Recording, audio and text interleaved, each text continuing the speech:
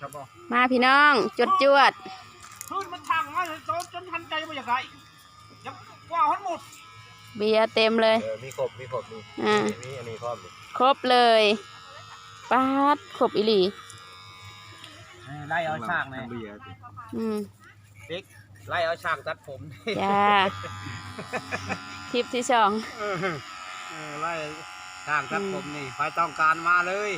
แม่นว่าอ้าวรีวิวแน่รีวิวช่าง ใค ตั ร ดผ ต้อ ม งการตัดผมมาโลดหัวละ100 ตัดดีป่ะพ่อเฒ่า เออ ตัดนี่จนอยากรับพุ่นเลยเนาะ รับได้จะน้ำลายอย่าเฮยได้เลย ทำกูไปตัดอันนั้นไอ้ตาเท่าอันนี้นะจนเงานอนกูก็ได้เพื่อเราเฮ็ดกับกอกแกกเป็นคนเท่าต่อคนเท่าตัดผม เพื่อเราล่ำมันชะมือกันเนาะไปขูดไป